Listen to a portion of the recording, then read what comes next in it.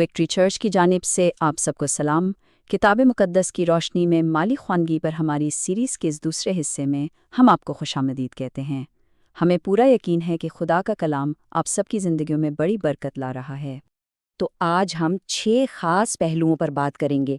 हम ये समझेंगे कि हमारा रोज़मर्रा का काम, हमारी नौकरी असल में हमारे आने वाले कल के लिए एक ट्रेनिंग ग्राउंड कैसे है। चलें मिलकर इस सफ़र को शुरू करते हैं। ठीक है, तो सबसे पहले बात करते हैं एक बहुत ही आम गलत फहमी की, एक ऐसे फरेब की जो अक्सर हमें आगे बढ़ने से रोके रखता है। अच्छा, ईमानदारी से सोचिए, क्या हम में से बहुत से लोग बस किसी एक मुआवजे के इंतजार में नहीं बैठे कि शायद कोई लॉटरी लग जाएगी, कहीं से अचानक कोई विरासत मिल जाएगी, या बस एक ऐसा मौका मिलेगा जो रातों रात सब कुछ ठीक कर देगा। लेकिन आप जानते हैं, किताब मुक़द्दस का उसूल कुछ और सिखाता है। वो बताता है कि हकीकी आज़ादी, हकीकी खुद मुख्तारी कोई एक दिन का खेल नहीं, बल्कि ये तो एक पौधे की तरह है जो आहिस्ता आहिस्ता रोज़ बरोज़ बढ़ता है। और यहीं पर एक बहुत गहरी सच्चाई छुपी है। ये जो रोज़ की मेहनत है, जिसे हम ग्राइंड कहते हैं, ये बार बार दोहराया जाने वाला काम, दरअसल यही वो खेत है, यही वो ज़मीन है जहाँ हमें अपनी आज़ादी के बीज बोने हैं। अगर इस मेहनत में ईमान शामिल ना हो तो आज़ादी की फसल का तसव्वुर भी नहीं किया जा सकता। चलें अब एक ऐसे बुनियादी बाइबली तसव्वुर की तरफ आते हैं जो काम को देखने का हमारा पूरा नज़रिया ही बदल कर रख देगा। आपको जानकर शायद हैरत हो कि अहद अतीक की असल इब्रानी ज़ुबान में काम और इबादत, इन दोनों के लिए एक ही लफ्ज़ इस्तेमाल हुआ है, ओदा। ज़रा सोचिए इसका क्या मतलब है। इसका मतलब ये है कि खुदा की नज़र में चर्च में घुटनों पर झुककर दुआ करने में और अपने दफ्तर में पूरी ईमानदारी से अपनी जिम्मेदारी निभाने में कोई फ़र्क नहीं है। जब आपकी नीयत सही हो तो आपका काम ही आपकी इबादत बन जाता है। तो इसका मतलब ये हुआ कि हमारा रोज़ का काम एक सुबह के बीज की तरह है। अब ये हम पर है कि हम उसे कैसे बोते हैं। अगर हम शिकायतें करते हुए, बड़बड़ाते हुए और सुस्ती के साथ उसे बोएंगे तो मुस्तकबिल में कामयाबी की फसल नहीं बल्कि नाकामी की खुदरो झाड़ियां ही उगेंगी। हमारा रवैया, आज का हमारा रवैया सीधा सीधा हमारे आने वाले कल को बना रहा है। अच्छा, इन उसूलों को और बेहतर तरीके से समझने के लिए किताब मुक़द्दस से एक बेहतरीन मिसाल लेते हैं।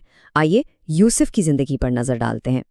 यूसुफ का सफ़र कोई आसान नहीं था। ये गहरे अंधेरों से शुरू हुआ। पहले फुतिफार के घर में ग़ुलामी, लेकिन वहाँ उसने बेहतरीन कारकर्दगी का बीज बोया। फिर एक झूठे इल्ज़ाम की वजह से कैद खाना, लेकिन वहाँ भी उसने अपने किरदार और दियानतदारी के बीज बोना नहीं छोड़े।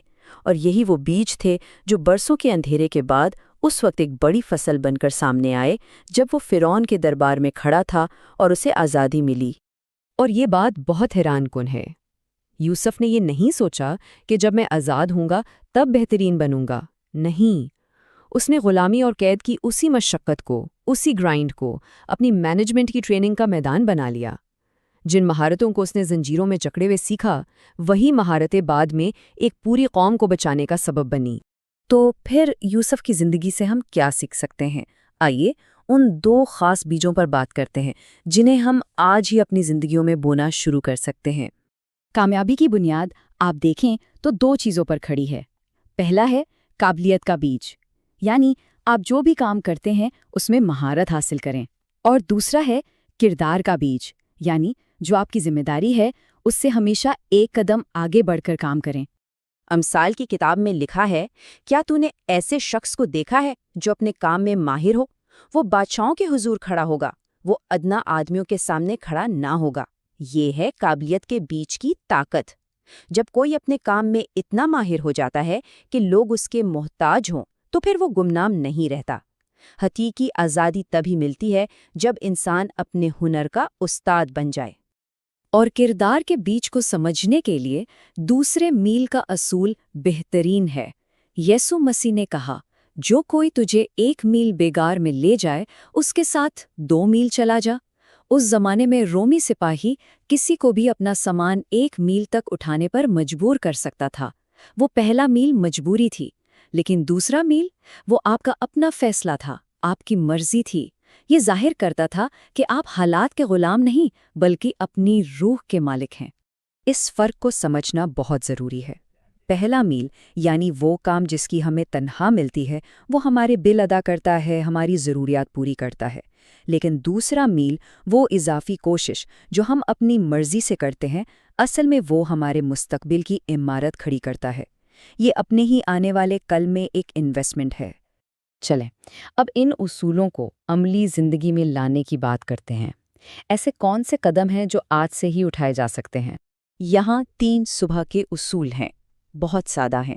پہلا، کام پر 10 منٹ پہلے پہنچنا، یہ نظم و ضبط کا بیج ہے۔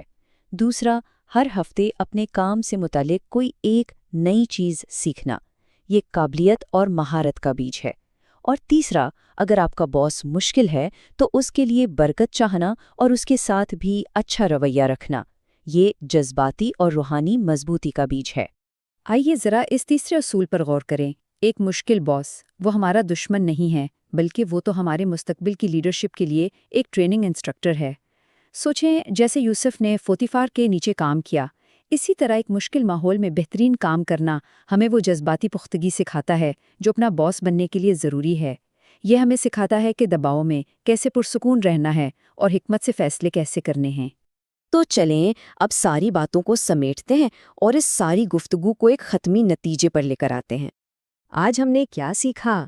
کلیدی نکات یہ ہیں: ہمارا کام ہی ہماری عبادت ہے، ہماری روز کی مشقت ہماری ٹریننگ ہے، ہمیں قابلیت اور کردار کے بیج بونے ہیں، اور ہمیشہ یاد رکھنا ہے کہ آج کی محنت ہی کل کی آزادی کی تیاری کر رہی ہے۔ اور آخر میں بس یہ ایک بات یاد رکھ لیں، صبح میں بوائی کریں تاکہ شام کے مالک بن سکیں۔ مطلب یہ کہ اپنی جوانی کے دنوں میں، اپنی محنت اور توانائی کے دنوں میں اچھے بیج بوئیں تاکہ آنے والے وقت میں آپ اس کا میٹھا پھل کھا سکیں۔ اگر اس پیغام نے آپ کی زندگی میں کوئی برکت ڈالی ہے تو ہمارے چینل کو ضرور سبسکرائب کریں اور اس پیغام کو دوسروں کے ساتھ بھی شیئر کریں تاکہ وہ بھی خدا کے کلام کی اس حکمت سے فائدہ اٹھا سکیں۔